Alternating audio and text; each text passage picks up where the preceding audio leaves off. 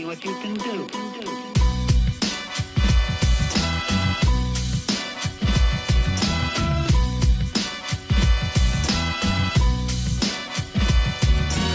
Bonjour et bienvenue à la conférence auteur, éditeur, illustrateur de l'Udinor, édition numéro 8. L'idée, c'est de répondre et de travailler autour de la question de la collaboration sur la création jeu. Voilà. Donc, je vous laisse vous présenter. Je m'appelle Olivier Fanière, illustrateur. Moi c'est Arnaud Demag, illustrateur. Ça va être vite fait. Moi, c'est Franck Dion, illustrateur, réalisateur. Moi, c'est Maëva da Silva, je suis illustratrice. Jérôme Pellissier, illustrateur. Paul Neveur, éditeur. Karine Inder, illustratrice. Donc la première question va plus s'adresser du coup à Paul. Paul, en tant que éditeur, donc Libellude, comment est-ce que toi, dans ton boulot, vous choisissez en fait l'illustration, les illustrateurs? Alors déjà, je parle sous couvert évidemment du reste de l'équipe pour Libellude en tout cas, puisque moi je ne suis pas le directeur artistique, on en a un, Jérémy Couturier. Ça va dépendre des jeux. Généralement, on marche quand même pas mal au coup de cœur, donc on est tous assez bercés dans l'univers graphique, c'est quelque chose qui nous tient assez à cœur à Libellude, et donc on est tous un petit peu des fanboys ou des fangirls, puisqu'on est aussi des filles, et donc c'est des personnes on a cherché sur le net, ou qu'on suit déjà depuis quelques années. Pour Franck, Régis le suivait déjà son travail depuis plusieurs années. Donc voilà, après ça va dépendre aussi du jeu, de l'univers qu'on souhaite mettre derrière le jeu. Voilà, si on veut quelque chose d'assez doux pour une extension de Dixit, forcément on va pas forcément aller prendre tel ou tel illustrateur qui se démarque plus dans un univers ultra réaliste par exemple. Voilà, donc c'est vraiment assez variable comme question. Est-ce que l'auteur, à un moment donné, peut donner un choix ou une orientation vis-à-vis de son jeu? Alors la question de l'illustration généralement et de la création de l'univers graphique, c'est chez Libellude en tout cas quelque chose d'assez propre au travail de l'éditeur. Donc évidemment on va toujours faire voir aux auteurs telle ou telle direction artistique qu'on va prendre, le choix de l'illustrateur, l'avancée des graphismes, mais ça reste notre domaine de compétences en quelque sorte. Et on n'a encore jamais eu d'auteur qui nous a fait ah mon Dieu, c'est horrible. Donc généralement voilà. Par rapport à Dixit précisément, comme on sait que c'est un jeu qui fonctionne et qui a déjà 6 versions à son actif, est-ce que vous avez par exemple des gens des illustrateurs qui spontanément vous ont proposé en fait des cartes, et est-ce que ça vous est déjà arrivé de faire un appel d'offres, c'est-à-dire que vous avez des gens que vous pressentez, mais vous autorisez à être surpris à un moment donné par ce qui vous est proposé?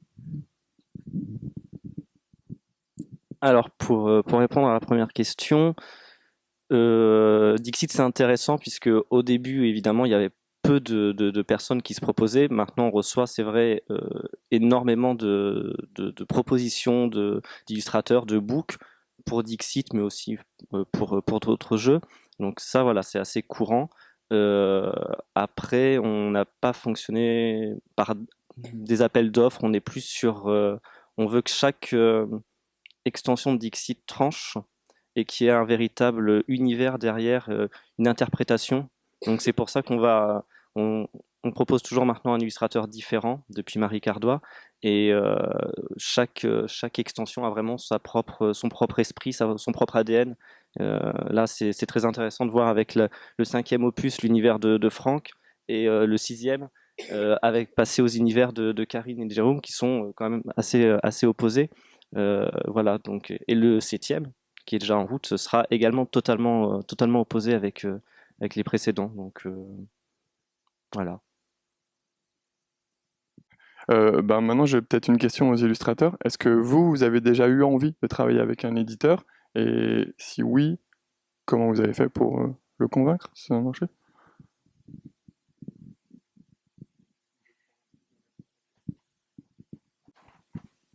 Je trouve que c'est intéressant comme question parce que, par exemple, au début, quand je suis arrivée dans le monde du jeu, je pensais que c'était peut-être un petit peu similaire à l'édition livre et je pensais qu'on pouvait peut-être présenter en binôme auteur et illustrateur en tant que co-auteur un projet à un éditeur pour se faire éditer. Et or, c'est pas du tout le cas au final. La méca est vraiment travaillé avec l'auteur et l'éditeur en interne ensemble et après le choix de l'illustrateur effectivement est fait par l'éditeur en général en externe. Donc du coup on va plus, je pense, hein, je parle pour moi, mais démarcher un éditeur avec notre book plutôt que démarcher un projet auprès d'un éditeur. Alors après, je pense que ça dépend aussi vraiment du type de jeu. Dixit, c'est quand même très particulier parce que la place à l'univers de l'illustration voilà, est très forte. Hein. Mais en général, voilà, ça se fait de manière séparée avec l'auteur et l'illustrateur, hein, auprès de l'éditeur en tout cas. Voilà. Moi, ça m'est arrivé de vouloir travailler avec des maisons d'édition, donc livres jeunesse essentiellement. Et du coup, je les contacte directement en montrant mon travail et un petit mot pour dire voilà, j'ai vraiment envie de travailler avec vous. Mais par contre, les maisons d'édition, et notamment les plus prestigieuses, sont très très sollicitées. Donc c'est très difficile de sortir son épingle du jeu comme ça. Mais ça se fait en tout cas en édition beaucoup. Je voulais juste rebondir, pour confirmer ce qu'a ajouté Maëva en fait, mais même pour Dixit, qui est basé uniquement sur l'illustration, hein, c'est l'illustration qui fait la force. À la base, il y avait une mécanique et ensuite l'illustration s'est rajoutée. Il y avait, c'était, je crois que pour le prototype, c'était des illustrations d'Ulysse Wenzel et voilà, donc on a changé un peu d'univers aussi. Donc à Libellud, par contre, vous fonctionnez différemment. Vous ne faites pas un appel d'offres, vous faites au coup de cœur. Est-ce que tu connais d'autres éditeurs qui feront différemment? Ou est-ce que vous connaissez d'autres éditeurs? Est-ce qu'ils peuvent faire un appel d'offres? Ou vraiment ils vous contactent directement? Mais en fait, moi je parle de l'expérience que j'ai, qui est essentiellement dans le monde du jeu, mais dans les années 90, où il y avait quand même beaucoup moins d'illustrateurs et où le jeu de société était, on va dire, le jeu de société indépendant, tel qu'on le pratique beaucoup, par exemple ici à Ludinor, etc. Le milieu était beaucoup plus petit, un peu moins professionnel, on va dire, et il y avait à cette époque une propension des éditeurs à traiter vraiment les illustrateurs comme la cinquième roue du carrosse. Et ça se ressentait d'ailleurs beaucoup sur certains jeux qui étaient juste horribles parce que c'était pas, il y avait pas une ligne éditoriale sérieuse, il y avait pas une direction artistique sérieuse, digne de ce nom, et on était vraiment, on se sentait en tant qu'illustrateur remplaçable à merci. Hein, donc, pour raccrocher les wagons avec l'idée de l'appel d'offres, on peut dire que c'était un appel d'offres, un concours permanent finalement, hein, et que si on faisait pas, que même si on faisait pas l'affaire, c'est-à-dire que si ça voulait pas, il y avait pas de problème pour eux. Bon là, je parle de souvenirs un peu désagréables, mais il n'y avait pas de souci pour t'éjecter en cours de route, hein, en disant ah bah non, on va faire appel à quelqu'un d'autre, voilà. Mais je pense que les choses, alors maintenant, moi, je connais plus du tout parce que je travaille quasiment plus dans le jeu, mais je travaille avec Libellud qui, eux, se comportent particulièrement bien avec leurs illustrateurs. Et c'est payant parce que ils vendent particulièrement beaucoup de jeux. Donc, il n'y a pas de hasard non plus. Ça veut dire que lorsqu'il y a une vraie direction artistique, alors il y a, voilà, on a un produit, un jeu qui est juste beau, quoi, et intéressant. Après, je ne sais pas comment ça fonctionne aujourd'hui, du moins avec les autres. Si vous avez des témoignages sur les autres éditeurs, non? Moi, c'est comme d'habitude, c'est particulier parce que de toute façon, c'est familial. Donc, l'éditeur est un peu obligé de m'employer parce que je suis son frère. Donc voilà, c'est très simple. Excuse-moi, il pourrait t'imposer ou te proposer de travailler en binôme avec quelqu'un sur un projet aussi. Oui, non, il est arrivé que je travaille en binôme avec Neriac, récemment sur Shakespeare. C'était la première fois effectivement qu'on travaillait à deux sur une même image. Neriac se chargeait du dessin et moi de la peinture. c'était pas vraiment imposé, ça s'est imposé de soi-même. C'est-à-dire que Neriac travaille très souvent avec nous, avec Istari, moi quasi toujours, bien sûr, sur la plupart des jeux. Et je sais pas, à un moment, il voulait un univers graphique qui n'était pas nécessairement le mien. Tout en gardant une patte au niveau de la peinture, etc. Donc voilà, ça s'est imposé tout seul. Il voulait vraiment une identité particulière par rapport aux autres Istari. Et bon, il est difficile de changer de style. Voilà, moi j'ai un style relativement réaliste. C'était voilà, il valait mieux que quelqu'un d'autre se charge du dessin. C'était plus moi-même, je ne me sentais pas particulièrement de changer de style de dessin. Ça aurait beaucoup moins rendu qu'avec les dessins de Neriac, qui est un super dessinateur.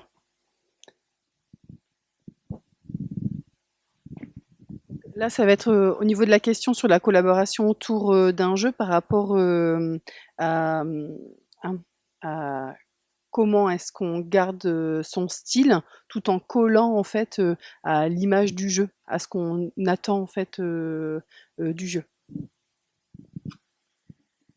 Moi, je considère que ça fait partie de notre métier de s'adapter à ce qu'on nous demande. Sinon, ça veut dire que si on peut pas s'adapter, ça veut dire qu'on n'est pas la bonne personne et autant le dire tout de suite dès le début enfin, il y a des jeux, je sais, c'est pas fait pour moi, donc vaut mieux le dire tout de suite, quoi.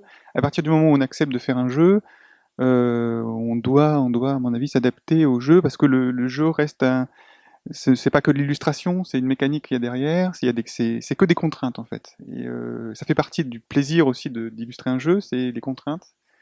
Et c'est pour ça que la direction artistique doit être très, très importante parce que au-delà des contraintes mécaniques, si la direction artistique est là derrière, ça devient un vrai plaisir parce que on se sent pas tout seul. Il n'y a rien de pire qu'un jeu où on dit ah, tiens, ça serait bien que tu nous fasses telle illustration et il n'y a rien derrière, quoi. Et donc on est là tout seul sur sa table à dessin, on aligne les illustrations et à terme, l'éditeur dit ouais, c'est super. Et puis nous, il nous reste un goût de bon, d'accord, ouais, mais on n'a pas l'impression d'avoir été utilisé correctement. On est un peu une matière molle qui réalise un produit, mais il en reste pas grand-chose finalement. Le mieux, c'est quand il y a un vrai échange avec l'éditeur et qu'il en sort le mieux que cherche l'éditeur et le mieux que ce qu'on peut donner nous, quoi.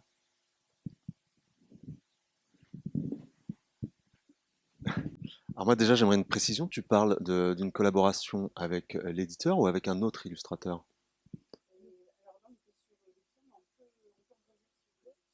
Sur une collaboration avec un autre illustrateur. Alors ça a été notre cas avec Karine, on a travaillé sur Dixit à deux et on a l'habitude de travailler ensemble. Bon, on est ensemble dans la vie, donc c'est un petit peu un cas particulier. Parce qu'en étant ensemble, je dis pas qu'on a les mêmes goûts, etc., mais on s'influence. Le dessin, c'est une passion. On passe énormément de temps à dessiner. On se voit dessiner l'un l'autre.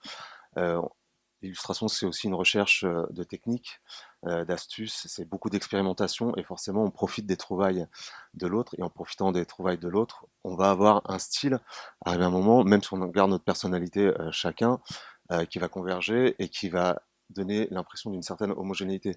Il y a même certains éditeurs, en voyant nos books respectifs, nous disent mais maintenant on a du mal à vous différencier. Donc on prend pas forcément comme un compliment ou quoi, on s'en rend même pas compte. Mais du coup, collaborer ensemble, c'est devenu quelque chose d'assez naturel. Et, euh, et sur Dixit, alors pour essayer de conserver un style, on a chacun, on va pas réfléchir en termes de style, on va plutôt réfléchir en termes de quels sont nos points forts et comment on peut profiter du point fort de l'un, du point fort de l'autre pour proposer quelque chose d'harmonieux et qui nous plaise à tous les deux. Karine, son point fort, ça va être le crayonné, le dessin de personnage. Elle a une aisance, elle est très rapide. Moi, pour obtenir le même résultat, je vais passer plus de temps. Et moi, mon aisance, ça va être ma zone de confort, ça va être la couleur, la peinture. Et voilà, donc on travaille un petit peu comme ça. Après, j'avais pas eu d'expérience en travaillant avec un autre illustrateur, mais je suppose que si je devais travailler avec un autre illustrateur, je choisirais aussi quelqu'un où je sens une sensibilité proche. Je vais pas aller vers quelqu'un qui a un univers complètement différent du mien parce que je sais que ça matcherait difficilement. Alors moi, je travaille beaucoup avec Christine Deschamps, dans le milieu du jeu de société, en tout cas à quatre mains. Euh, alors c'est un petit peu différent parce que nous, personnellement, en termes de style, donc dans l'esthétique, le design, on a quand même des univers vraiment différents. Voilà. Christine est un peu issue de la culture comics et très classique en dessin, anatomie, etc. Euh, j'ai plutôt un univers un peu, c'est difficile de le qualifier, mais un peu plus onirique, tout à la graphite, au crayon. Et du coup, quand on va travailler, c'est pareil en fait. On va pas rejoindre nos styles, mais on va vraiment travailler sur les points forts de chacune, les mettre en avant. Christine est beaucoup plus axée cara design, personnage, et moi beaucoup plus sur les décors, les ambiances, les lumières et d'ombre. Et au final, on va regarder beaucoup de références pour travailler un projet à partir de zéro, graphiquement, j'entends, hein, esthétiquement. Du coup, on va se dire, bah, si surtout dans un jeu, déjà on va y jouer, on va regarder la méca, c'est très important de, de bien comprendre qu'on n'est pas en train de faire notre expo personnelle, qu'on travaille dans une chaîne de production où il faut respecter voilà, certaines choses, il faut respecter le matériel et la manière dont on va jouer avec, il faut bien l'analyser. Et à partir de là, on va proposer dès la base un univers qu'on aimerait créer. Et on va proposer, et du coup, en fonction des médiums aussi qu'on va utiliser, ça va influencer l'esthétique. Enfin, moi, c'est très personnel, mais j'aime pas du tout être constant dans le dessin. Je suis en permanence en train de rechercher des choses, d'expérimenter, et je me lasse vite. C'est pour ça d'ailleurs que des fois, il y a des dessins que je termine pas parce que je passe à autre chose. Enfin, j'ai besoin de ça. Et du coup, c'est vrai que pour chaque jeu, bon, on n'a pas un jeu qui se ressemble, je crois. Après, en dehors du jeu, effectivement, je pense que chacun on a nos univers personnels, on dessine, et là vraiment on est constant dans ce qu'on fait, mais voilà, on recherche vraiment un univers à créer globalement. On va pas plaquer ce qu'on sait faire, on va un peu sortir de notre zone de confort justement pour essayer de... Parce que c'est le challenge aussi, c'est intéressant. Après, il faut que l'éditeur aussi... on discute beaucoup avec l'éditeur justement de ça, et c'est ça qui est assez riche parce que bah, y a tout à créer en fait.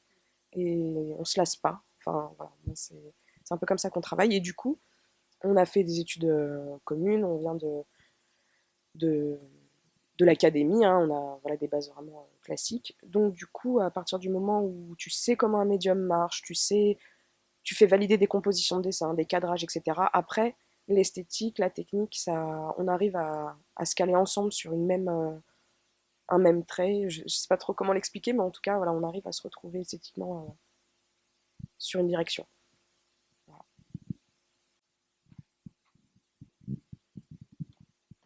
Mais, à propos de la collaboration, moi je trouve que c'est un exercice qui est assez agréable parce que, comme le disait Jérôme, enfin, avec notre façon de fonctionner, on est que dans l'agréable, en fait, dans le plaisir. C'est-à-dire que moi, je vais faire ce que j'aime le plus faire, et Jérôme va s'exprimer là où il est le meilleur et ce qu'il aime le plus faire. Si bien qu'on a des images très inattendues, surtout que moi, je fais souvent la phase de crayonner, donc je ne sais pas ce qui va se passer après. Et pour peu qu'on soit un peu souple et qu'on soit prêt à voir absolument tout et pas ce qu'on pouvait imaginer soi-même, c'est assez génial parce qu'on est toujours dans la surprise de voir son dessin prendre une couleur, une vie, une lumière qu'on n'aurait pas imaginée. Et ça, je trouve que la collaboration dans ce cadre-là est très très agréable. C'est surprenant et inattendu quoi, tout le temps. Et chouette, en l'occurrence, quand c'est Jérôme. Moi, c'était sur la question, c'était sur, enfin la dernière question, c'était sur quand on travaille sur différents supports, parce que en fait, vous travaillez tous sur autre chose que sur du jeu et du jeu de plateau. Euh, Comment est-ce que vous abordez les choses différemment? Est-ce que par exemple sur du jeu, vous attelez vachement sur bon alors il y a un plateau, il y a des cartes, des trucs comme ça, donc il y a des critères très très graphiques et très enfin, les tailles, etc. Enfin, moi, je suis pas experte techniquement, mais enfin voilà. Ou, enfin voilà. Est-ce que c'est différent de travailler sur d'autres supports? Donc, je voudrais d'abord commencer par toi, Olivier, parce que je sais que...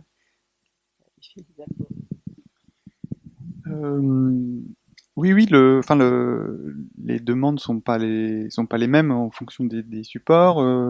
Moi, j'ai fait un petit peu de BD, c'est très différent de l'illustration où le, la narration est importante, donc on peut pas s'apesantir sur certaines choses qui vont nous couper du fil de l'histoire. Donc le travail est très différent et c'est ça qui est agréable parce que si notre pratique de base est la même, ce qui va, enfin, les directions, les choix sont différents en fonction du support, quoi. Donc c'est ce qui fait l'attrait du métier.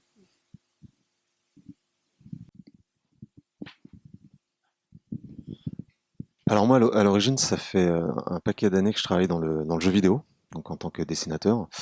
Et c'est vrai que dans le jeu vidéo, à moins de travailler dans le jeu indépendant, où on va pouvoir s'exprimer très librement d'un point de vue créatif. À partir du moment où on est dans une grosse structure avec des enjeux financiers un peu plus lourds, on est beaucoup moins libre sur l'aspect artistique. On est beaucoup plus sollicité pour l'aspect technique avec des contraintes techniques très fortes, très lourdes. Ça reste toujours très intéressant, ça reste de l'illustration. On arrive quand même à s'exprimer malgré tout avec un style graphique. Euh, mais moi, personnellement, ça m'a très vite frustré. J'ai eu envie de m'exprimer plus librement et je me suis mis donc illustrateur indépendant à côté de mon activité dans le jeu vidéo. Et donc moi, ce que je recherche dans mon activité de freelance, c'est des missions, des contrats où j'ai le plus de liberté possible. Donc ça, c'est mon cheval de bataille. Donc c'est moi qui vais essayer. Je vais accepter ou refuser en fonction de ce qu'on me propose.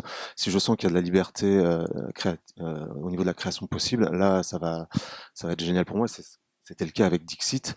Pour moi, c'était en tant qu'illustrateur, c'était un petit peu le projet de rêve parce que les contraintes techniques sont très légères comparées à du jeu vidéo. Il y a pas de, même par rapport à du livre, il n'y a pas de contraintes liées à un texte. Il y a toujours un gameplay derrière, il y a un jeu, il y a des règles du jeu, mais ça reste un jeu basé sur l'imaginaire.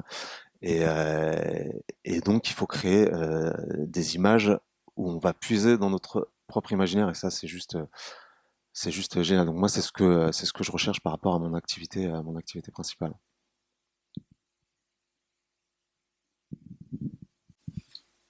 Et oui, par rapport au support, différence de travail. Euh, Par exemple, on prend le milieu du jeu, donc jeu de société, jeux vidéo, effectivement, ou même un petit peu animation. Par exemple, lorsqu'on va créer des illustrations pour le jeu de société, effectivement, il y a des contraintes à prendre en compte pour créer la composition de l'image, les couleurs au niveau de la visibilité, la manière dont on joue peut-être autour d'une table, est-ce qu'on joue en rond, est-ce qu'on joue... Enfin, voilà.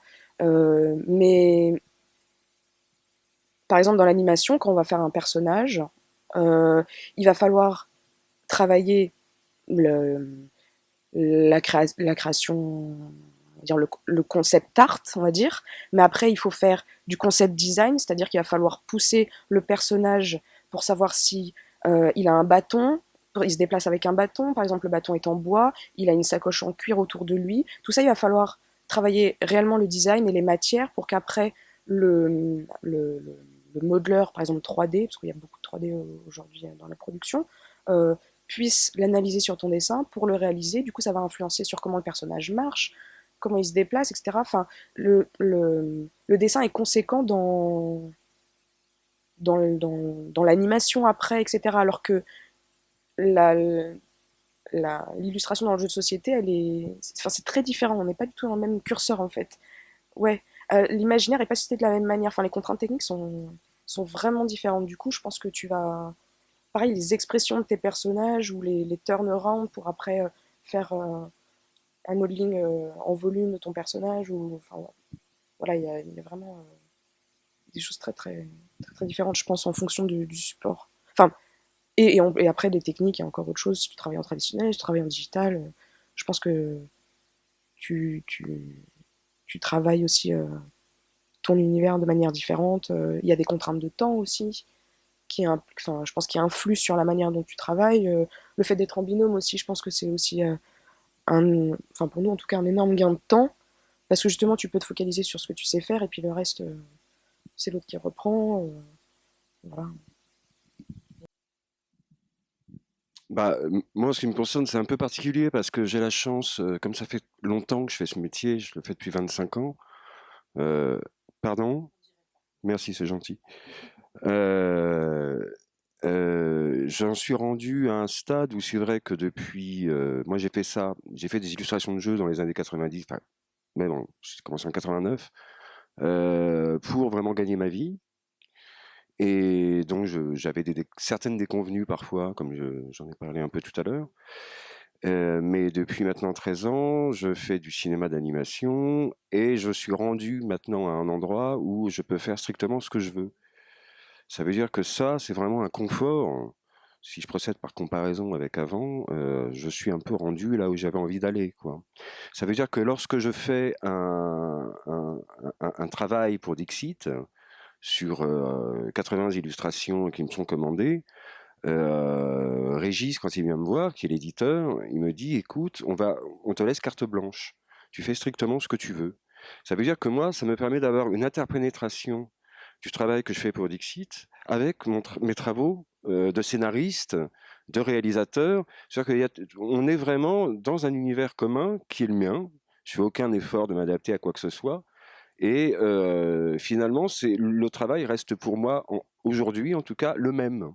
Ça veut dire qu'une carte de Dixit peut très bien servir de base pour un scénario d'un film que j'aurais envie d'écrire, d'un court-métrage que j'aurais envie d'écrire, avec le graphisme qui serait le même. Donc, en ce sens, mon cas est un peu particulier. Oui. Et Dixit est un jeu très particulier en plus. Oui, oui, tout à fait. Oui. Oui, absolument. Bon, j'ai pas la même carrière que toi, mais toutefois, je ressens la même chose. C'est-à-dire que je travaille aussi bien avec des agences de communication que pour du livre, que pour des sociétés de jeux vidéo. Et pour le coup, j'ai pas le sentiment de m'adapter tant que ça. C'est moi, en fait, à chaque fois, je fais ce que j'aime faire. Les gens m'appellent pour ça, a priori.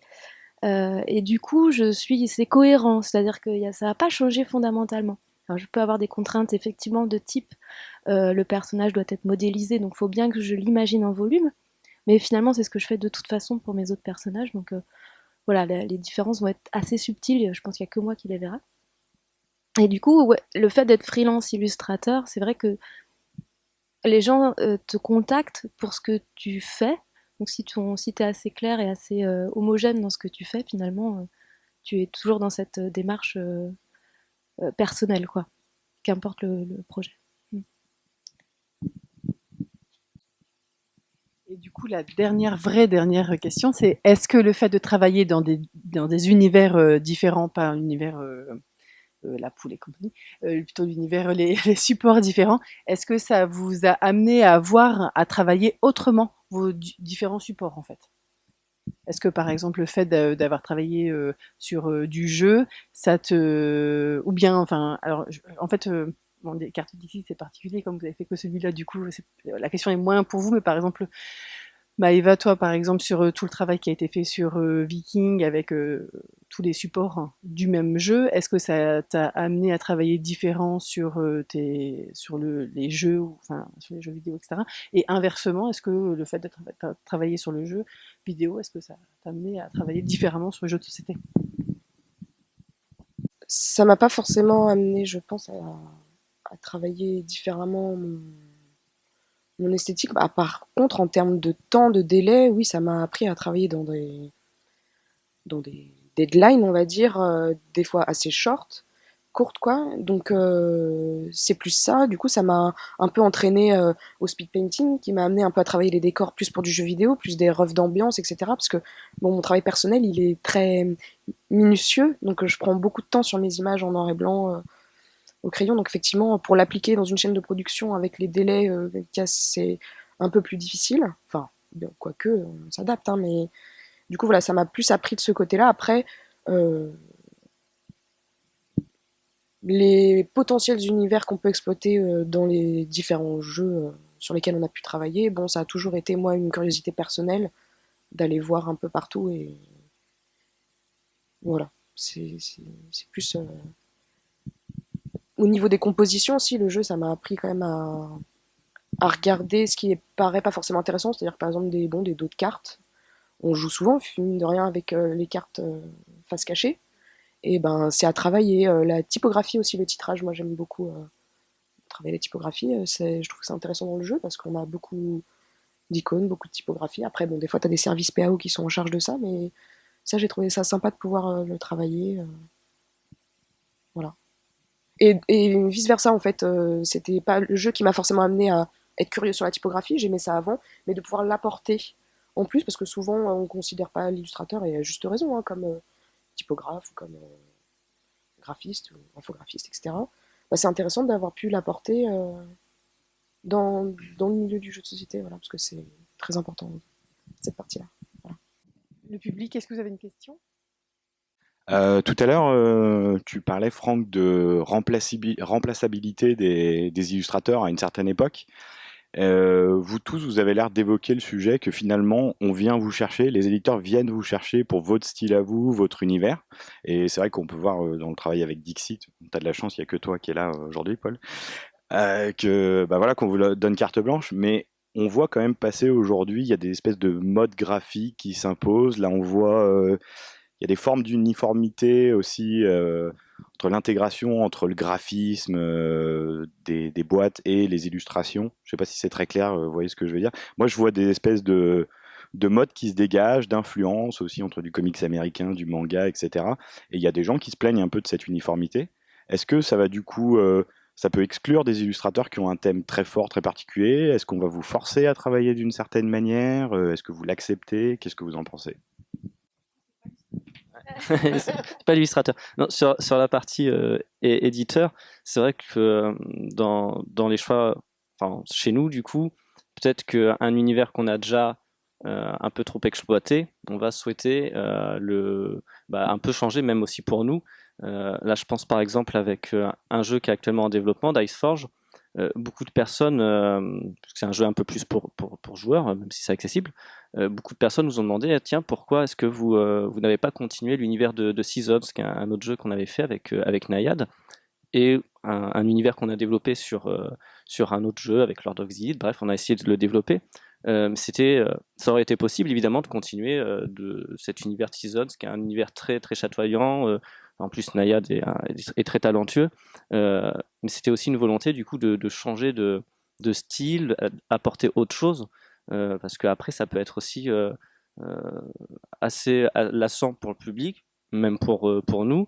Il faut un peu toujours apporter de l'eau à son moulin et puis proposer continuellement de nouvelles choses. Donc ça fait aussi partie inconsciemment peut-être aussi des choix vers quel illustrateur on va se porter. Donc voilà, donc là je parle un peu plus personnellement. Mais... Alors moi je pense que l'expérience de Libellude est justement un petit peu particulière et peut-être marginale. Alors je vais pas trop parler du jeu de société parce qu'après tout j'ai eu peu d'expérience dans ce niveau-là, mais j'ai l'impression que c'est un petit peu le même phénomène qu'on retrouve dans le jeu vidéo. On a des styles qui sont très répandus, il manque de variété graphique, et je pense que c'est... Alors, à prendre avec des pincettes, c'est plutôt les éditeurs qui ont une nécessité d'être rentables et de surfer sur les modes. Et ça, c'est évident. C'est ce qu'on appelle le grand phénomène être mainstream, c'est-à-dire grand public. On a plus de chances de toucher un large public et de vendre. Je pense qu'il y a ce phénomène-là et que les artistes un petit peu trop, beaucoup moins mainstream, qui ont des univers que eux ils vont appeler de niche, c'est-à-dire tellement particuliers, ils savent pas vraiment à qui ça s'adresse et si ça va plaire, ils sont fébriles, ils vont pas vouloir y aller.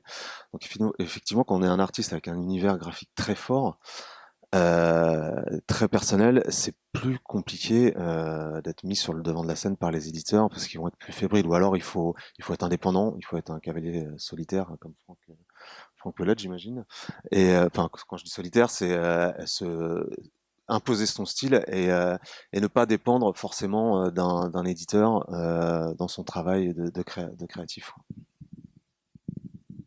Moi, par provocation, j'aurais envie de dire aussi que le public a les illustrations qu'il mérite. Ça veut dire que si... moi, je vois ça au cinéma.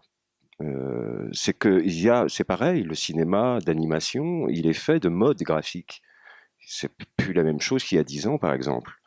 Mais si le public demande ça, bien évidemment que par exemple dans le cinéma, les producteurs s'engouffrent là-dedans. Je veux dire, les producteurs sont des gens qui, pour certains d'entre eux, ont beaucoup d'imagination, mais qui travaillent avec des diffuseurs qui, eux, n'ont aucune imagination. On saurait, hein, si les télévisions avaient de l'imagination, on le saurait depuis longtemps, ce qui est loin d'être le cas. Donc, je pense que dans le monde du cinéma, pardon, pas du cinéma, mais du jeu, je crois qu'on en est rendu aussi là, parce que comme c'est un monde économique qui se porte très très bien, en tout cas beaucoup mieux que ce que je disais tout à l'heure dans les années 90, et c'est tant mieux. Je pense que certains éditeurs vont là où le public demande aussi, est demandeur, et le public est parfois demandeur, et très moutonnier, et parfois demandeur de choses qui se ressemblent, qui sont dans des phénomènes de mode. Donc c'est bien aussi qu'il existe des maisons d'édition qui soient un petit peu sur des chemins de traverse, comme ça contente un peu tout le monde. Mais c'est vrai que, bon, après je connais pas les détails du jeu, parce que je m'y connais pas suffisamment en jeu, mais c'est vrai qu'il y a une forme d'uniformité, comme ça, dans le jeu vidéo, dans le cinéma, mais même dans les, comment dirais-je, la bande dessinée, hein, voilà, qui est, mais je crois qu'il est assez inévitable. Hein.